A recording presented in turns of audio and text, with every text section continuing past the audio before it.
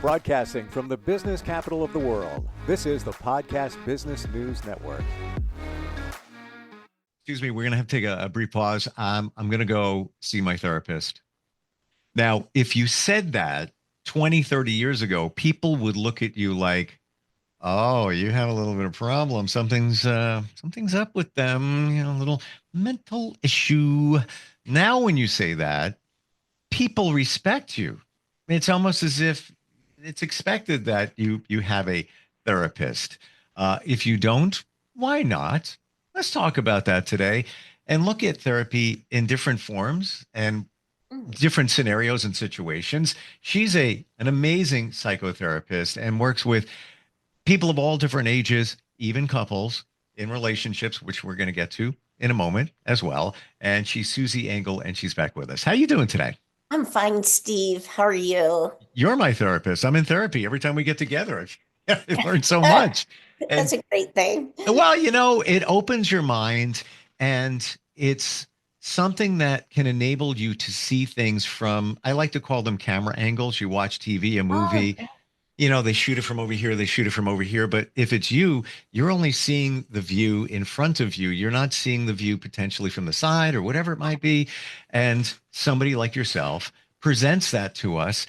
And sometimes it can be a friend, but more times than not, the friend is just going to tell you what you want to hear.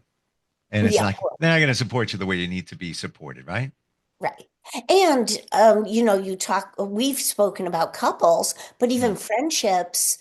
If we look at friendships too, there's a reason why certain people are our friends because they serve a purpose or they fill a need or whatever that is. Or sometimes we just have downright healthy friendships, which will also open up our perspective. So I love that different photo angles. Yeah, I like that. Different camera, the different camera angle.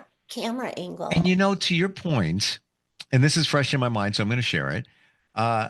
Partnered with a longtime friend and colleague, and we're starting a separate company. And we're at the point where we're going to hire some people. So he said, I've been doing this, and he's been doing sales for a lot of years. He said, I've been doing this for 20 years, this one particular tactic, and that is giving the person basically a personality test. It's a bunch of questions, takes them about 20 minutes, and then you get back a profile. We pay for it.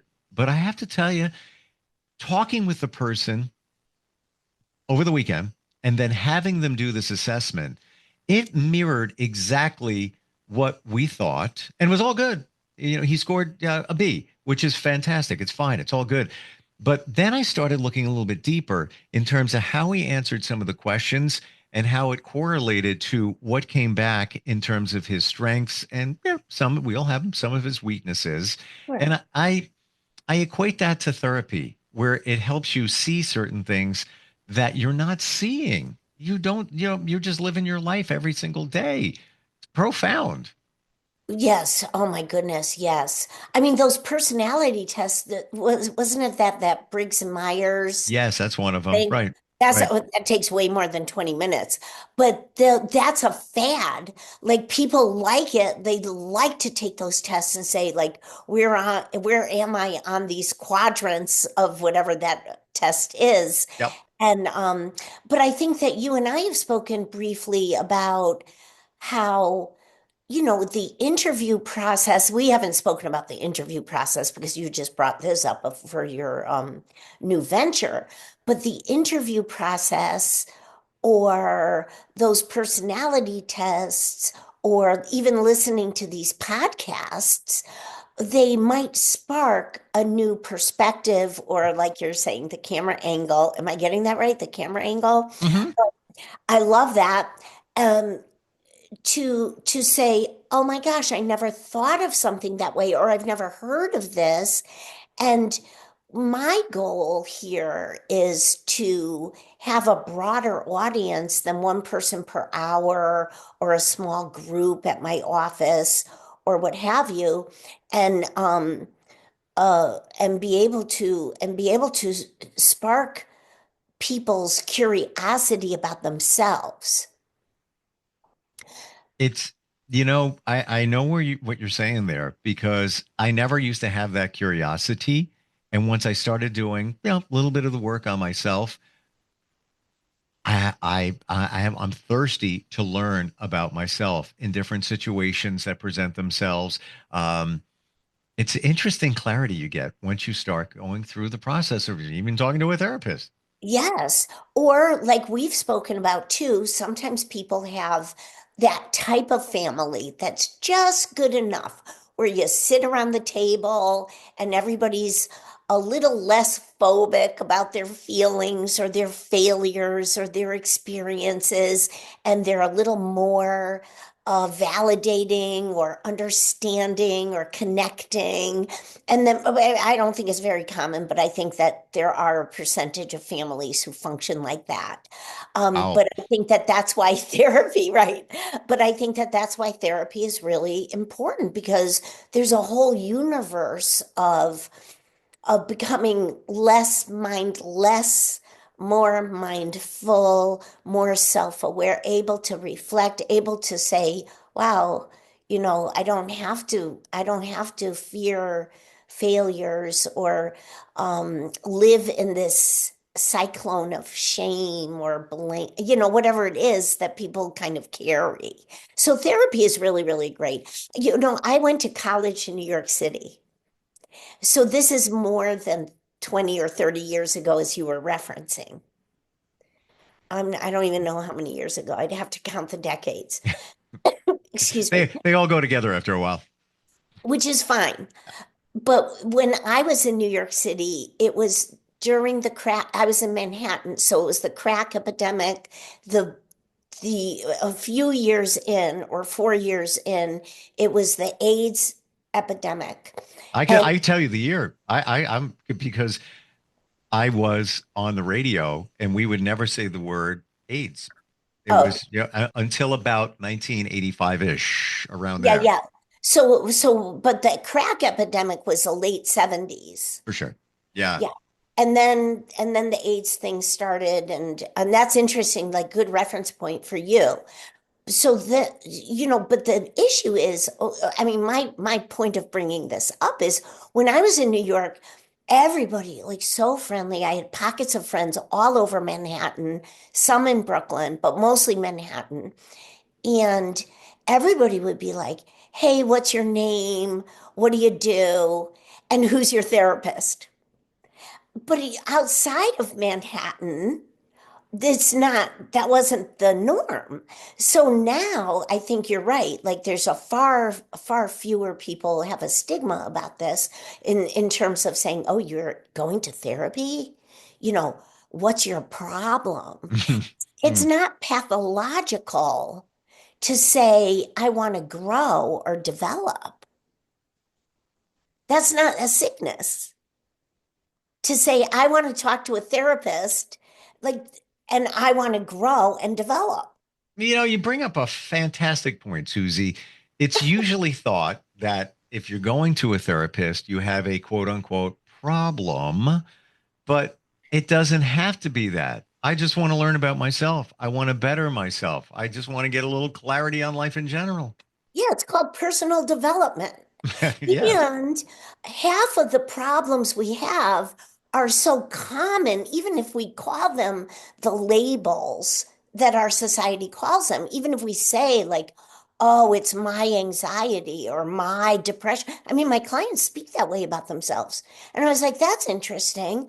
I thought you were so and so. I thought you were Steve. And they're like, it's my anxiety, like it's all their definition. Yeah, Defining who they yeah, are. yeah, and there's so much more. So little by slowly, the therapeutic process, I don't think is like, I mean, yes, does it solve problems? People come in with presenting problems. That's really, really more common than what I'm talking about. So let's go a little bit deeper.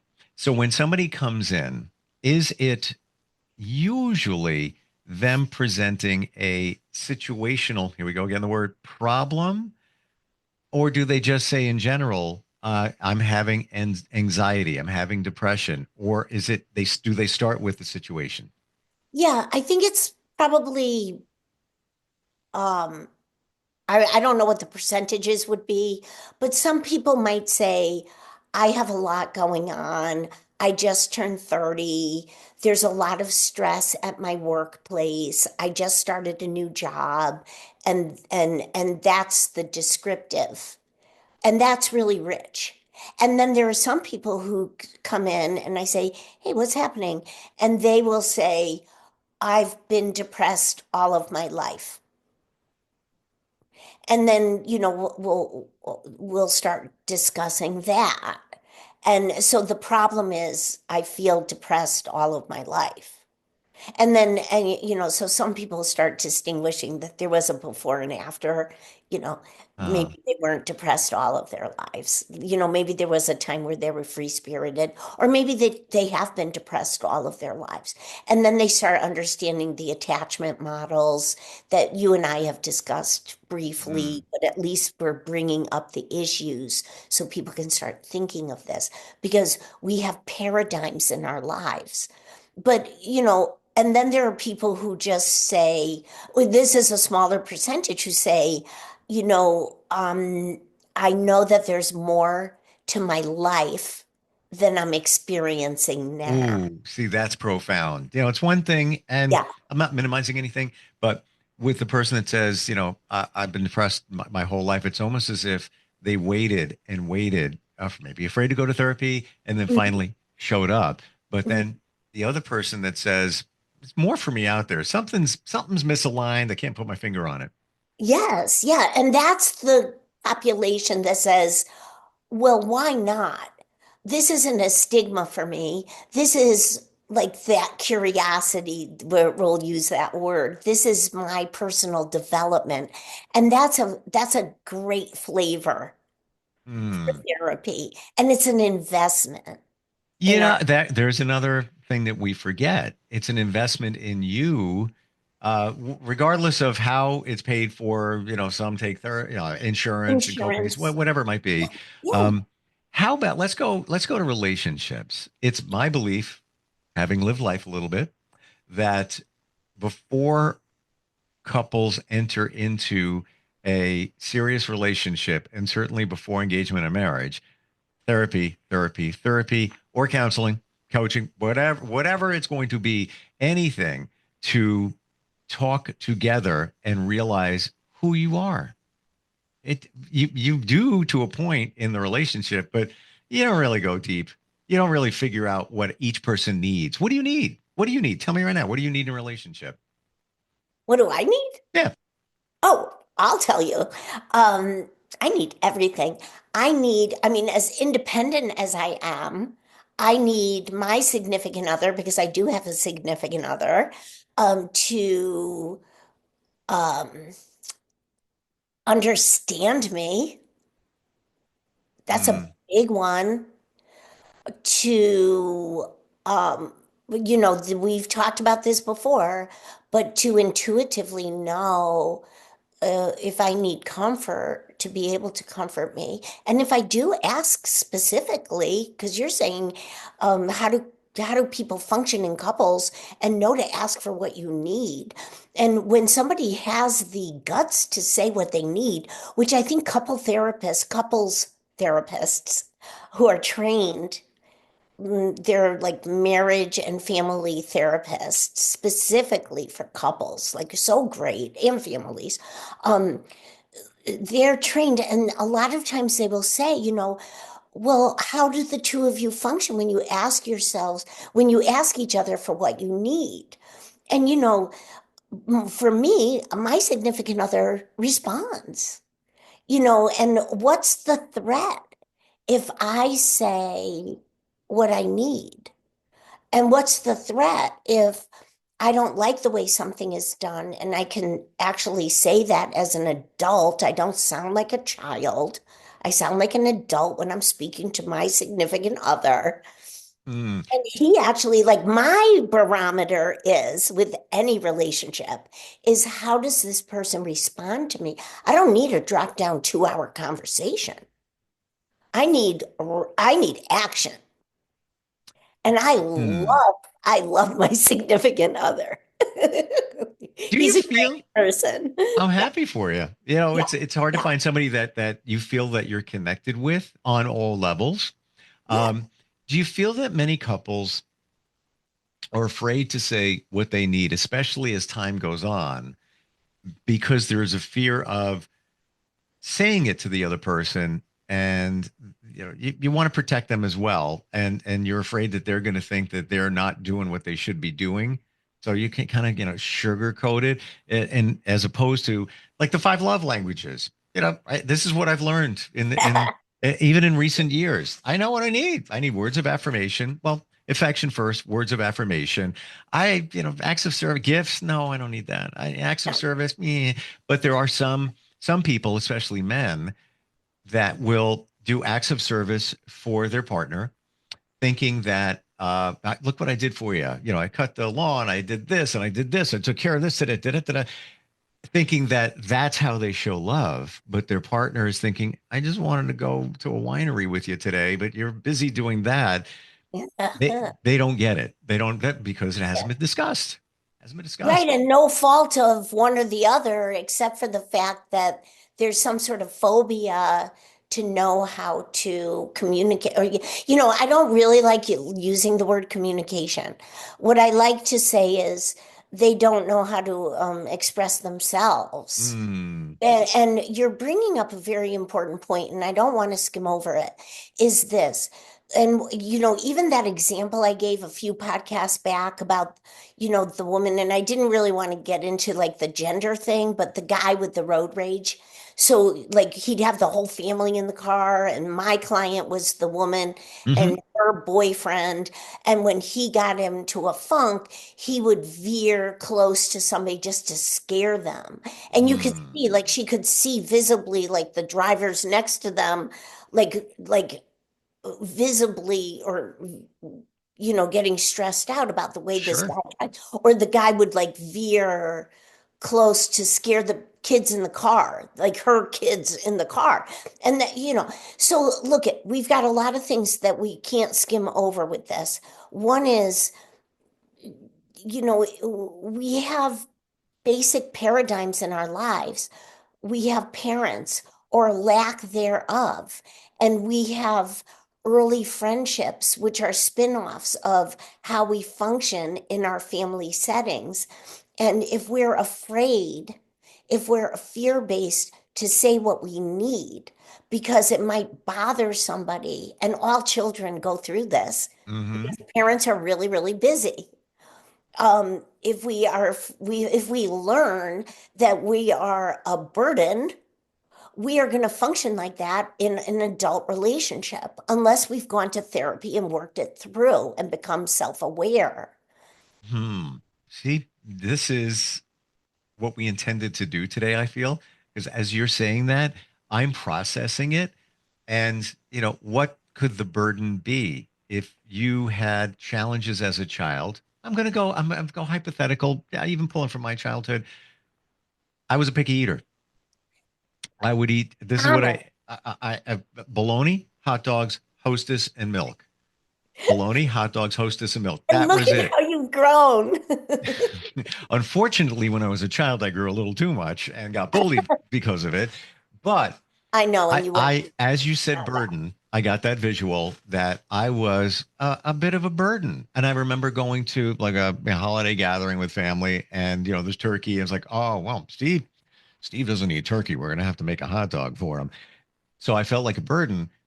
But as you're saying it, you clicked this in my mind where I don't want to be a burden in adult life to others. So even expressing certain things where you don't want to rock the boat in a relationship, you might just pull back. I'm going hypothetical here, but you might Yeah, just pull back and not say, listen, I really need you to um, show me that you appreciate me just a little bit more. You lean back because you don't want to, poke the nest, if you will. But that, exactly. like we say, that all comes from childhood. Burden, That's where I focused on that word. Right.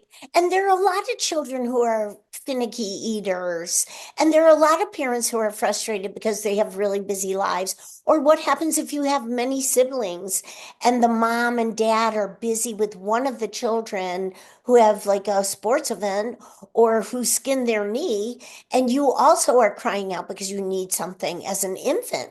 You start registering this right away. You start non-verbally understanding, like, ooh, maybe I should yell louder, or maybe I shouldn't.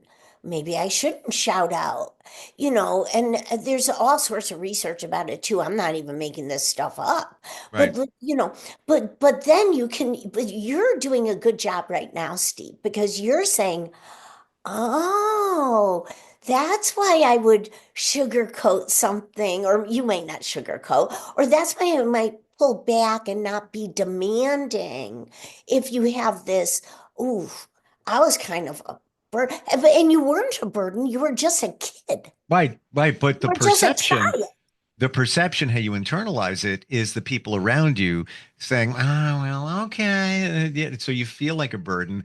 I'll tell you, when I And the speak with people, faces, yeah, yeah. Oh, and yeah. the rolling of the eyes and Susie, I could tell you where I was, and even just one situation, grandma's house, also my aunt's house, Thanksgiving, you know, yeah, yeah, I was embarrassed too as a kid because the other kids and cousins and everything, they eat this, they eat that, and I'm like, can I have a Twinkie?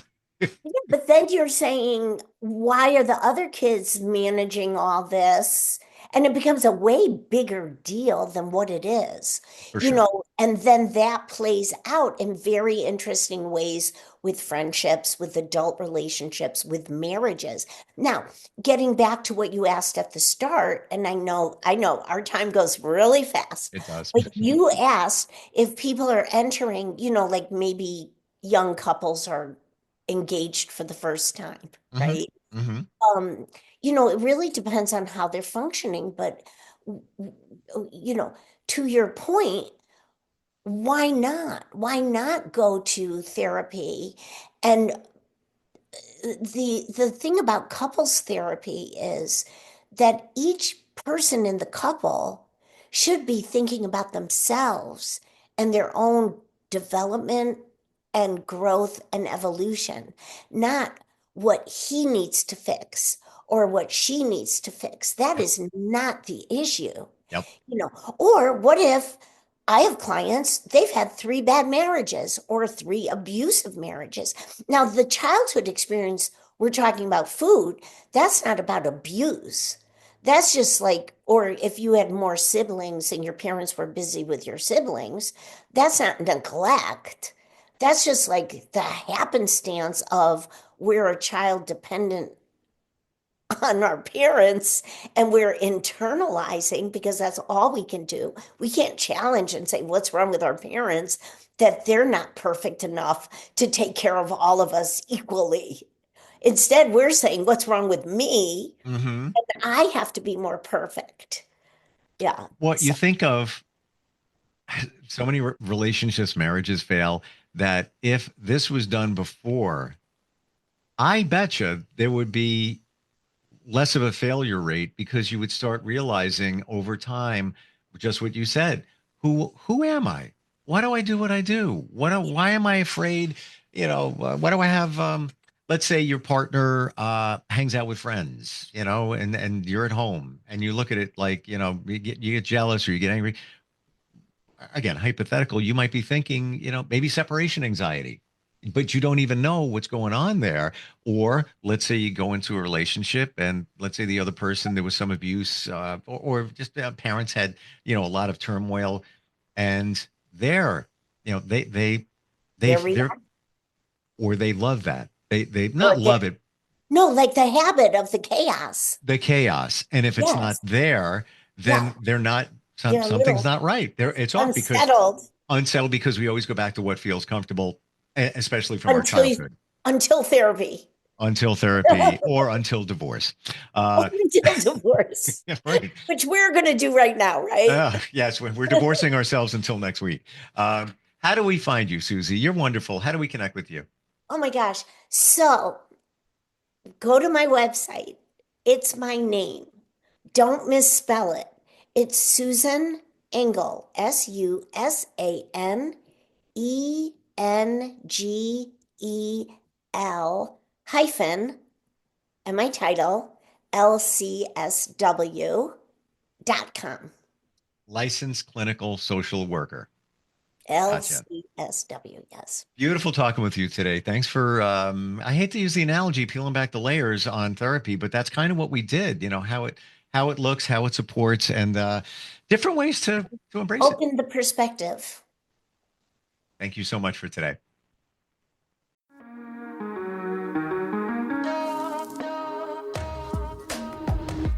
Broadcasting from the business capital of the world, this is the Podcast Business News Network.